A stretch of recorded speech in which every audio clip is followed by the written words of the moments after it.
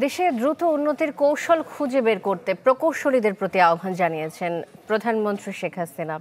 আইইবির ৬১তম কনভেনশনের উদ্বোধনে এ আহ্বান জানান তিনি।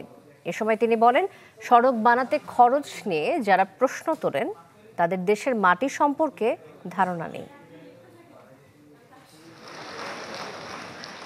Engineering and technology for smart Bangladesh প্রতিপাদ্যে প্রকৌশলীদের সংগঠন ইঞ্জিনিয়ার্স ইনস্টিটিউশন বাংলাদেশের ৬১তম কনভেনশন। রাজধানীতে আইইবি প্রাঙ্গণে উদ্বোধনী অনুষ্ঠানে প্রধান অতিথি প্রধানমন্ত্রী শেখ হাসিনা। কৃতিত্বপূর্ণ অবদানের জন্য কয়েকজন প্রকৌশলীকে স্বর্ণপদক ও সনদ দেন সরকার প্রধান। উদ্বোধন করেন কনভেনশন। দেশের অগ্রগতিতে প্রকৌশলীদের অবদান স্মরণ করেন প্রধানমন্ত্রী। শুধুমাত্র একটা নির্মাণ কাজ করার জন্য যেন নির্মাণ করা না হয়, এটাই আমার অনুরোধ। যে শুধু নির্মাণের জন্য নির্মাণ করা বা এটা কাজ করলেই সেখানে একটা কনস্ট্রাকশন হবে, কিছু লোক কাজ পাবেন, কিছু কাজ কমিশন পাবেন, কিছু এই পাবেন সেই পাবেন, সেটার জন্য না হয়।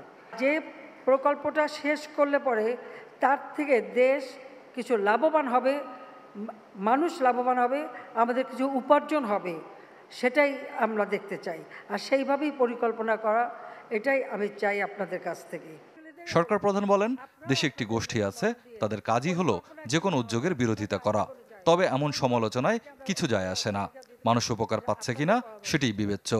কিছু ভালো লাগে না গোষ্ঠী, তাদের যে অহেতুক সমালোচনা, আমি জানি না এর পরবর্তীতে যখন এগুলি হয়ে গেছে, তার সুফলটা যখন মানুষ ভোগ করছে আনন্দের সাথে, মানুষের জীবনযাত্রা সহজ হয়েছে, তাতে তাদের কি অসুবিধাটা হচ্ছে, নাকি তারা লজ্জা পাচ্ছেন কিনা।